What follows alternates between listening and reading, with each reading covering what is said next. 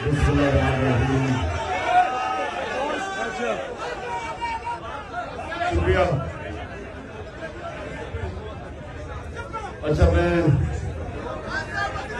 पहले तो आपकी सारे जितने जिले से जितने जिलों से लोग आए हुए हैं, मेरे कारकुन आए हैं, मैंने हर जिले से 3 कारकुन मैं चुनूंगा और उनको एक खास नंबर दूंगा।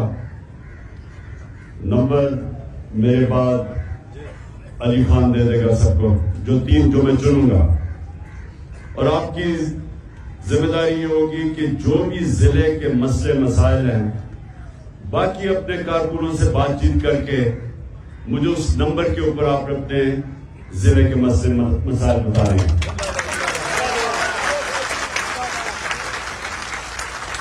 जो मैं टिकट दूंगा और मैं कल से जाने वाले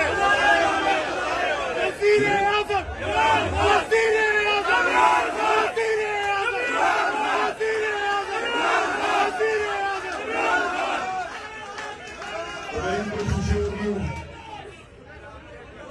कि जब मैं टिकट भी दे रहा हूं और मैं कल से इंटरव्यू शुरू कर रहा हूं, तो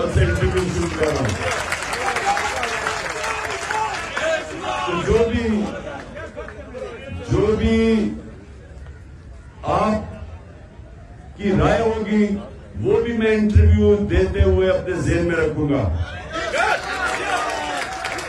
अच्छा, देखें, आज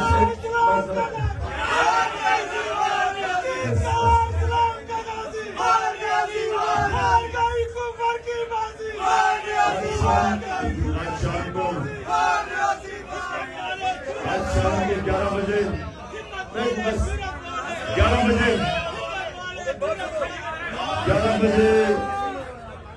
मैं अपने सारे हमारे तहरीक इंसाफ के लोग भी और पाकिस्तान की कौम, हमारे जो शहरी हैं सारे पाकिस्तान के जमा होंगे। बस बस बस बस बस बस बस रोजा खुलने लगा है। मैंने आपसे 5-7 मिनट बात करनी है। मैं चाहता हूं नारों के बगैर आप मेरी बात सुने। आज मैं कौम से भी अपने खिताब करूंगा और उनको एक चीज मैंने समझानी है कि हकीकी आजादी आसानी से नहीं मिलती। आजादी प्लेट पे रख के कोई नहीं देता, कुर्बानियां देनी पड़ती है।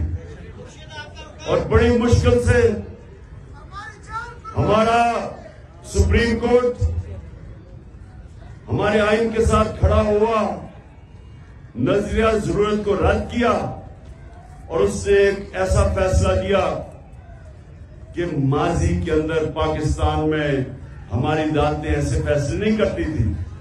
वो ताकतवर के साथ जाती थी, नजरिया जरूरत के साथ जाती थी। और जब एक कौम आइन के मुताबिक फैसले करती है, कौम आजाद हो जाती है। गुलाम कौमें नजरिया जरूरत के तहत फैसला करती है, ताकत के साथ जाती है, जंगल का कानून होता है। तो ये जो हमारी जद्दोजहद है, ये आपको समझना चाहिए कि आपकी आजादी की जद्दोजहद है। हम लेके रहेंगे। बस बस बस, हकीकी आजादी। थोड़ी सी अकल करो, थोड़ा सा अकल इस्तेमाल करो। जो हकीकी आजादी, याद रखना, वो आती इंसाफ से।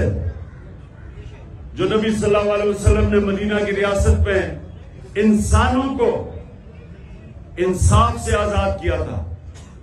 जब एक रियासत मेरे हुकूक की हिफाजत करती है, जब ताकतवर से मुझे तहफ़्फ़ुज़ देती है, जब कोई कब्जा ग्रुप उसकी जुर्रत नहीं होती कि कमजोर की जमीन पे कब्जा करना, क्योंकि इंसाफ होता है, वो लोग आजाद हो जाते हैं। आपके जो लोग यहां से बाहर जाते हैं वीजा लेके, क्यों जाते हैं? वहां पैसा तो नहीं कोई बांट रहा, इसलिए जाते हैं कि वहां इंसान आजाद हैं। वहां चाहे आप बाहर के हो, शहरी, कानून आपके हकूक की हिफाजत करता है। कोई ताकतवर कमजोर पे जुल्म नहीं कर सकता और आजाद लोग ही उन्हीं की परवाज ऊपर होती है। वही बड़े काम करते हैं। वही आपके लोग जाते हैं, शुरू में मजदूरी करते हैं, देखते देखते अपनी दुकान, फिर अपनी फैक्ट्रियां, बच्चे पल के बड़े बन जाते हैं, क्योंकि माशरा आजाद कर देता है इंसाफ के जरिए। यह है जंग पाकिस्तान की, जो 27 साल पहले मैंने शुरू की थी। इंसाफ की तहरीक, ये असल में आजादी की तहरीक है। और फिर से याद रखें कि गुलाम सिर्फ अच्छे गुलाम बनते हैं, आजाद इंसान ही ऊपर उनकी परवाज होती है। जो मेरे नबी सल्लल्लाहु अलैहि वसल्लम ने मदीना की रियासत में ला इलाहा इल्लल्लाह कह के कि अल्लाह के सिवा कोई, हम किसी के सामने सजदा नहीं करते, इंसानों को आजाद कर दिया उसने और उन्होंने दुनिया की इमामत की। ये है हमारी जद्दोजहद। और आप जब अपने हलकों में जाएंगे, पहले तो वो जो पैम्फलेट हमने दी हुई है आपको हकीकी आजादी की, ये आपने तबलीग करनी है। जब आप अपनी आजादी के लिए, जब आप अपनी आजादी के लिए निकलते हैं तो वो सियासत नहीं होती, वो इबादत होती है। क्योंकि आजादी की जद्दोजहद में जो इंसान मरता है उसको शहीद कहते हैं। उसका रुतबा पैगंबरों के बाद शहीद का रुतबा है इस्लाम में। और इसलिए अल्लाह ने इसको इतना अजीम रुतबा दिया है क्योंकि अल्लाह को पता है कि इंसान की परवाज ऊपर हो ही नहीं सकती जब तक उसको आजादी ना मिले। तो असल में ये है हमारी जद्दोजहद। इससे सियासत से ऊपर समझना, आप अपने बच्चों की, अपने आने वाली नस्लों की जद्दोजहद लड़ रहे हैं। तो जो मैं आपको जब पैगाम, क्योंकि ये जो लोग हैं माफिया, ये पूरी कोशिश करेगा अभी भी सुप्रीम कोर्ट का फैसला न मानने के लिए। ये पूरी कोशिश करेंगे क्योंकि ये इलेक्शन नहीं चाहते, इलेक्शन से डरते हैं, क्योंकि पता है कि इलेक्शन में इनकी कमर खुद गई है। इसलिए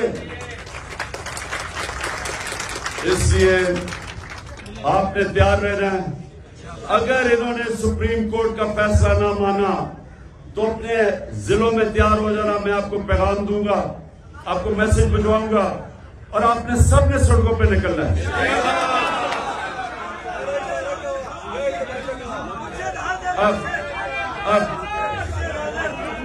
अब आखिर में मैं एक जिले से एक आदमी पहले सिलेक्ट करूंगा, फिर और भी ले लूंगा।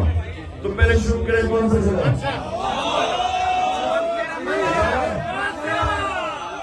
सारे आप नहीं, मैं वर्कर से आदमी चूज कर रहा हूं।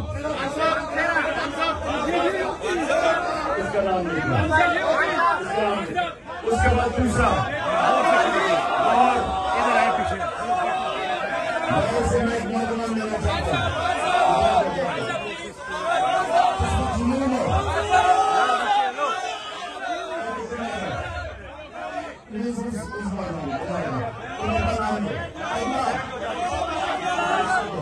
वहीं पे रोके ना।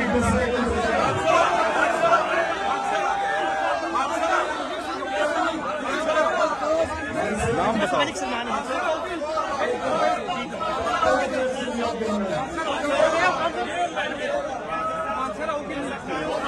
तो नजर आ रहा है सामने लिखा हुआ है जुल्म मिटने के लिए।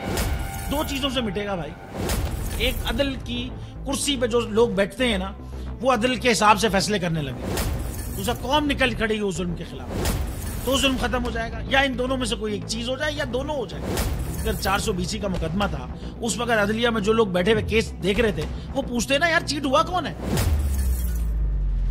जब उनको दिखता कोई चीट नहीं हुआ, केस खत्म कर देते। तो जालिम जुल्म कर ही नहीं पाता। 9 जजेस ने नोट बिफोर किया मेरे केस को यार, 1.5 साल चला। शख्सी जमानत का केस, सेम केस इस्लामाबाद में कर दिया। एक ही इल्जाम पे 2 केस हो नहीं सकते भाई।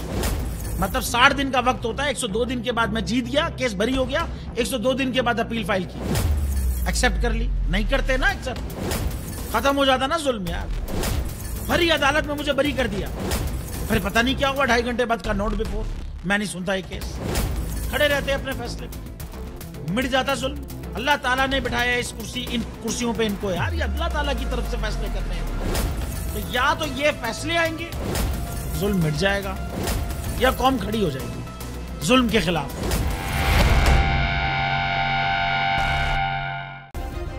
सब्सक्राइब करें और बेल दबाएं ताकि कोई खबर रह न जाए।